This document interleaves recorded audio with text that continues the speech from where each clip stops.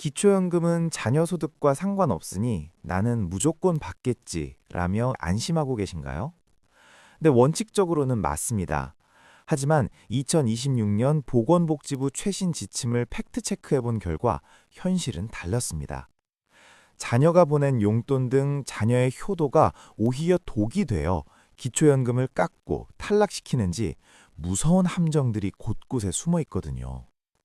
도대체 어떤 경우에 문제가 되는지, 그리고 합법적으로 연금을 지키는 해결책도 알려드릴 테니 꼭 끝까지 들어보세요. 기초연금은 자식 소득 안 보잖아 하고 안심하는 분들 계시죠? 천만의 말씀입니다. 이게 남의 일이 아닙니다. 2026년 보건복지부 기초연금 지침을 들여다보면 기초연금도 안심할 수 없는 현실이거든요.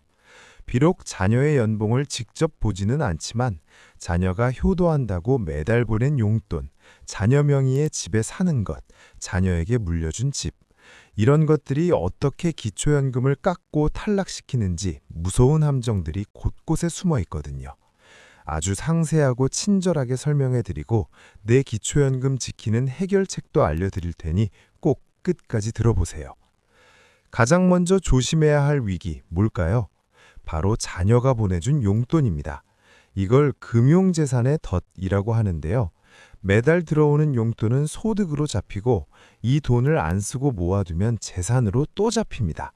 이걸 사적이전 소득이라고 하는데 기초연금 수급하려면 개인 가구는 247만 원, 부부 가구는 395만 원이 소득 기준이잖아요. 거기에 자녀가 보낸 용돈도 소득 인정액에 합산된다는 거예요. 무서운 건 이 돈을 안 쓰고 모아둘 때입니다. 정부가 기초연금 계산할 때 가구당 통장에 있는 자산에서 2천만 원까지는 생활자금으로 쳐서 빼줍니다. 근데 이거 넘어가면요, 연 4%를 소득으로 계산해요. 예를 들어 볼까요? 자녀가 월 50만 원씩 4년간 보내줬어요. 내가 모은 잔고 합쳐서 통장에 4,400만 원 쌓였다면 기본공제 2,000 빼면 2,400 남죠. 여기에 연 4% 곱해서 계산하고 12개월로 나눠서 매달 8만 원이 여러분의 소득에 더 있다고 계산한다는 거예요. 적은 연금의 통장 잔고 때문에 또 깎인다면 뼈 아프겠죠. 두 번째 함정은 자녀 명의의 주택에 사는 거예요. 자녀가 시가 표준액 6억 원 넘는 집에 부모님을 모셨다면 손에 쥐는 돈 1원 없어도 정부는 이걸 소득으로 칩니다. 이걸 무료 임차소득이라고 합니다. 자, 잠깐만요. 어떻게 계산하냐면 그 집이 6억이면 매달 39만 원, 10억 집이면 65만 원, 20억 집이면 월 130만 원이 소득으로 탁 찍혀버린다는 거예요. 실제로 번 돈은 없는데 주거 형태만으로 벌써 수십만 원 소득이 있다고 계산해버리는 거예요. 세 번째, 이게 진짜 무섭습니다. 자녀한테 미리 물려준 재산, 기타 재산이라고 해요. 내 집을 아들 준 거니까 나는 용돈이나 받지 뭐, 이렇게 생각하셨어요? 2011년 17월 1일 이후 자녀한테 준 재산은 소진될 때까지 여러분 재산으로 끝까지 따라다녀요. 계산해 보겠습니다. 대도시 사시는 분이 자녀한테 4억짜리 집 물려줬다. 2026년 지침상 대도시 기본재산 공제액 1억 3,500 빼주더라도 2억 6,500이 재산으로 남아요. 여기에 연 4% 환산율 적용해서 이걸 12개월로 나누어서 실제 수입은 없는데도 정부는 매달 약 88만 3,333원 번다고 계산합니다. 현금 1억 줬다면요? 금융공제 2천 뺀 8천만 원에 대해 매달 약 26만 원을 소득 발생한 걸로 봐요. 이렇게 가상소득 잡히면 수급 자격 날라가거나 연금액이 확 깎입니다. 그럼 물려준 재산에 대해 평생 소득으로 보는지 궁금하시죠? 아니에요. 증여한 지분가액에서 매달 자연적 소비 금액인 월 268만 9,518원을 차감하면서 다 소진됐다 싶을 때 비로소 내 재산에서 사라져요.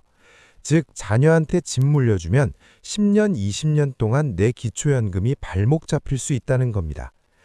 집과 용돈보다 더 무서운 거 있습니다. 자동차예요. 자녀가 효도한다고 4,500만 원짜리 신차 사들이면서 어르신 명의로 등록했을 때예요.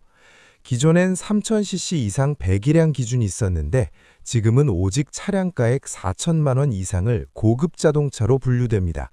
그리고 무시무시한 페널티 적용돼요. 왜 무섭냐고요? 보통 재산은 연 4%만 소득으로 치잖아요. 근데 4천만 원 넘는 차 한 대만 있으면 차값 전체를 소득으로 탁 쳐버립니다. 다른 소득이 0원이라 하나도 없어도요. 그러니까 4천만 원짜리 차 한 대 있는 순간 소득 인정액에 4천만 원이 찍혀요. 단독 가구 기준 247만 원 훌쩍 넘기니까 즉시 탈락입니다.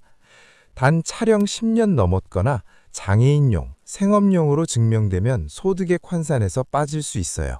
내 차 가치랑 연식 꼭 확인하셔야 해요. 아직 안 끝났어요. 제일 억울한 거 있습니다. 소득 역전 감액이라는 관문인데요. 기초연금 받아서 안 받는 사람보다 총소득 높아지는 불공평 막으려는 장치예요. 예를 들어 2026년 단독 가구 기준 247만 원에 딱 붙어 있는 230만 원 소득 인정에 까진 분이 있다 칩시다. 원래 받을 기초연금 35만 원 다 받으면 총소득 265만 원 돼서 기준선 18만 원 초과하죠. 이때 정부는 초과분 18만 원을 연금에서 깎고 차액 17만 원만 줘요. 결국 내 소득이 기준선에 가깝다는 이유만으로 국가연금이 반토막 나는 겁니다. 정부가 이걸 어떻게 하냐고요? 여러분이 신청할 때 낸 금융정보 동의서 한 장이면 행복이음 시스템 통해 모든 은행 계좌, 보험, 주식 잔고 실시간 공유됩니다. 신청할 때만 조심하면 된다고요? 천만에요. 정부 눈은 여러분이 연금 받는 내내 한순간도 안 쉽니다. 매년 상반기, 하반기 최소 2번 정기 확인 조사해요. 이때 행복이음은 통장 잔고 1원 늘었는지, 자녀 집값 올랐는지 샅샅이 뒤집어요. 수급자 된 후에도 자산에 큰 변동 생기면 시스템에 변동 알림이 뜹니다. 자녀가 갑자기 고액 용돈 보냈거나 모은 돈 기준 넘으면 담당자 모니터에 바로 신호가요. 즉 연금은 한 번 따면 끝나는 상장 아니라 매달 정부 자격시험 통과해야 입금되는 월급 같은 겁니다. 하지만 길은 있습니다. 연금 지키는 합법 해결책 딱 3가지만 기억하세요. 첫째, 자연적 소비금액 제도 활용하세요. 자녀한테 받은 용돈, 재산 처분금 통장에 쌓지 마시고 바로바로 생활비로 쓰세요. 2026년 기준 단독 가구 월 267만 9,528원, 부부 가구 월 324만 7,369원까지는 증빙 없이도 생활비로 쓴 걸로 인정해 재산에서 합법적으로 빼줍니다. 둘째, 자녀가 병원비 쓰라고 보낸 큰 돈을 통장에 그냥 두면 바로 재산 잡혀요. 받자마자 바로 병원 결제하고 영수증 챙기세요. 내 통장 거쳐만 갔어도 병원비 썼다는 증거 있으면 재산 목록에서 지울 수 있어요. 셋째, 자녀 명의의 주택에 들어갈 계획이면 그 집 시가 표준액 6억 미만인지 꼭 확인하세요.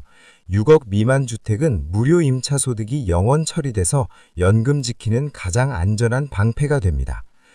여러분의 소중한 노후자금, 기초연금, 2026년 지침 제대로 알면 자녀 효도도 받고 연금도 당당히 지킬 수 있어요.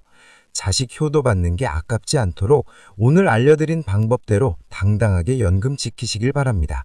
아는 만큼 여러분 연금은 안전해집니다.